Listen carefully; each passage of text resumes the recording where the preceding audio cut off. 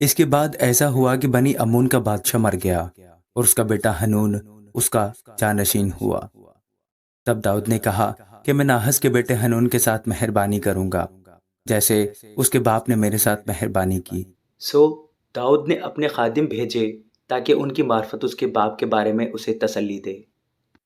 چنانچہ داؤد کے خادم بنی امون کی سرزمین میں آئے اور بنی امون کے سرداروں نے اپنے مالک ہنون سے کہا، تجھے کیا یہ گمان ہے کہ داؤد تیرے باپ کی تعظیم کرتا ہے کہ اس نے تسلی دینے والے تیرے پاس بھیجے ہیں؟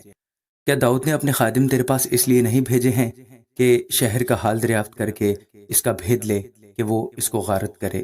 تب ہنون نے داؤد کے خادموں کو پکڑ کر ان کی آدھی آدھی داڑھی منڈوائی اور ان کی پوشاک بیچ سے سرین تک کٹوا کر ان کو رخصت کر دیا۔ جب داؤد کو خبر پہنچی تو اس نے ان سے ملنے کو لوگ بھیجے۔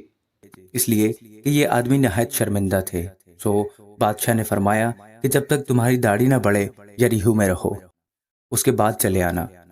جب بنی امون نے دیکھا کہ وہ داؤد کے آگے نفرت انگیز ہو گئے تو بنی امون نے لوگ بھیجے اور بیت رہوب کے ارامیوں اور زبا کے ارامیوں میں سے 20,000 پیادوں کو اور ماکہ کے بادشاہ کو 1,000 سپاہیوں سمیت اور طوب کے 12,000 آدمیوں کو اجرت پر بلا لیا۔ اور داؤد نے یہ سن کر یوآب اور بہادروں کے سارے لشکر کو بھیجا۔ تب بنی امون نکلے، انہوں نے پھاٹک کے پاس ہی لڑائی کے لیے صف باندھی اور زبا اور رہوب کے ارامی طوب اور ماکہ کے لوگ میدان میں الگ تھے۔ جب یوآب نے دیکھا کہ اس کے آگے اور پیچھے دونوں طرف لڑائی کے لیے صف بندھی ہے تو اس نے بنی اسرائیل کے خاص لوگوں کو چن لیا اور ارامیوں کے مقابل ان کی صف باندھی اور باقی لوگوں کو اپنے بھائی ابیشے کے ہاتھ سونپ دیا اور اس نے بنی امون کے مقابل صف باندھی۔ پھر اس نے کہا، اگر ارامی مجھ پر غالب ہونے لگیں تو میری کمک کرنا، اور اگر بنی امون تجھ پر غالب ہونے لگیں تو میں آ کر تیری کمک کروں گا۔ سو خوب حوصلہ رکھ اور ہم سب اپنی قوم اور اپنے خدا کے شہروں کی خاطر مردانگی کریں اور خداوند جو بہتر جانے سو کرے۔ پس یوآب اور وہ لوگ جو اس کے ساتھ تھے ارامیوں پر حملہ کرنے کو آگے بڑھے اور وہ اس کے آگے سے بھاگے۔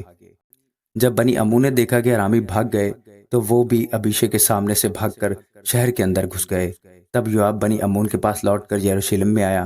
جب ارامیوں نے دیکھا کہ انہوں نے اسرائیلیوں سے شکست کھائی تو وہ سب جمع ہوئے اور ہددزر نے لوگ بھیجے اور ان ارامیوں کو جو دریائے فرات کے پار تھے لے آیا، اور وہ حلام میں آئے اور ہددزر کی فوج کا سپہ سالار سبک ان کا سردار تھا۔